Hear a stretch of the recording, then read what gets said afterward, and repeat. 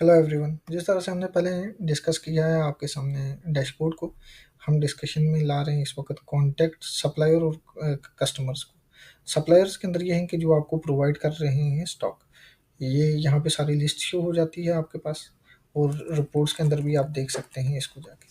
तो उसकी ईमेल है, उसका फ़ोन नंबर है, वट जो भी डिटेल्स हैं वो आप देख सकते हैं। कॉलम विजिबिलिटी के अंदर आप मिनिमम और मैक्सिमम करना चाहें अगर, तो कर सकते हैं आप। ये देखिए, जैसे फ़ोन नंबर, मोबाइल नंबर पहले नहीं आ रहा था, अभी यहाँ से हम सेलेक्ट कर लेंगे, आ जाएगा।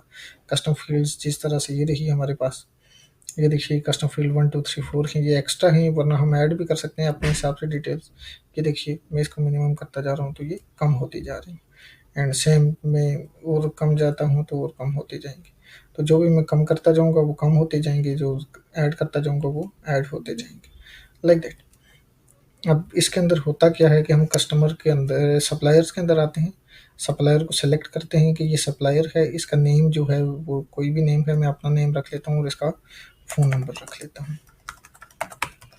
यहाँ पे आ जाते हैं, इसकी मज़ीद डिटेल्स को भी हम ऐड कर सकते हैं कि पर्सन का नेम क्या है, उसकी डिटेल्स क्या है, वट एवर। शॉर्ट के अंदर हम अगर रख रहे हैं तो जस्ट यही रख लेते हैं और इसको मैं सेव कर लेता हूँ।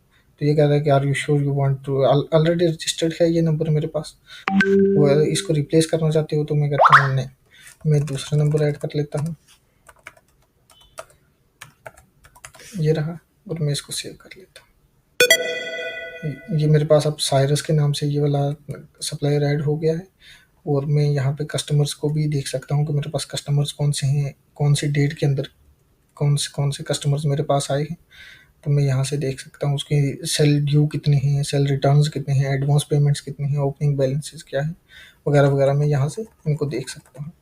और मैं रिपोर्ट्स के अंदर भी जाके, यहाँ पे मेरे पास रिपोर्ट्स हैं, रिपोर्ट्स के अंदर भी जो सप्लायर और कस्टमर की रिपोर्ट है उसमें भी जाके देख सकता हूँ।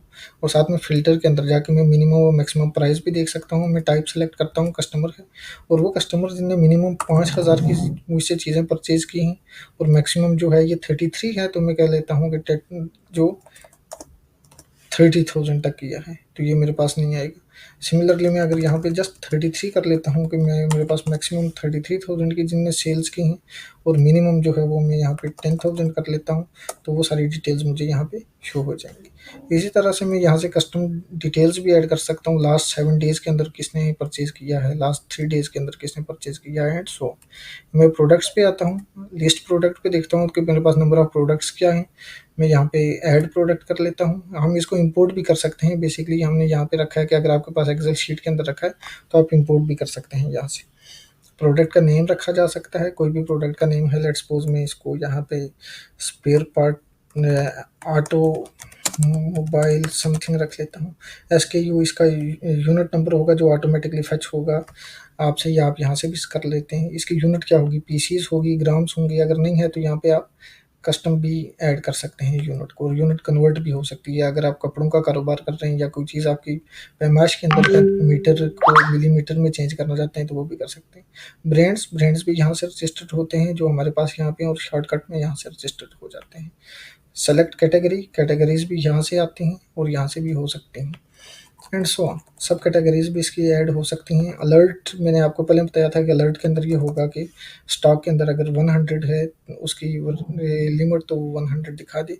फिर वारंटी इसकी है या नहीं है, अगर है तो हम इसको यहाँ से सेलेक्ट कर लेंगे। डिस्क्रिप्शन आप ऐड करना चाहते हैं तो ऐड कर लीजिए, वरना ज़रूरत नहीं है। उसकी एक्सपायरी की अगर डिटेल्स हैं तो उसको एक्सपायरी आप सेलेक्ट कर लीजिए, वरना ज़रूरत नहीं है। फिर आपके स्टॉक के मैनेजमेंट है कि आपने कौन से रैक में इसको रखा है, रो के अंदर रखा है, पोजीशन के अंदर रखा है, इसका वेट क्या है। अगर ये फिल करना चाहते हैं तो ठीक, वरना नहीं तो नहीं। जिसके साथ स्टार लगा होगा वो मैंडेटरी है, उसको आपने सेलेक्ट ज़रूर करना है।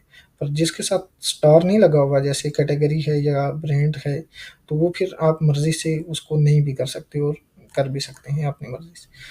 फिर यहाँ पे प्राइजेस हैं, टैक्सेस हैं कि क्या कोई टैक्स है या नहीं। टैक्स आप टैक्स रिपोर्ट से जाके ऐड कर लेते हैं, यहाँ पे आते हैं सेटिंग्स में, और टैक्स रेट एडजस्ट कर लेते हैं अगर किसी चीज़ पे टैक्स लगा हुआ है तो, वरना आप उसको नोट कर लेते हैं।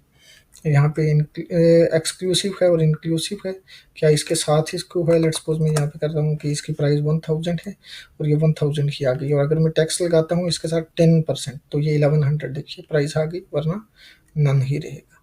That's it. यहाँ पे आप ऐड कर लेंगे और ऐड हो जाएगा।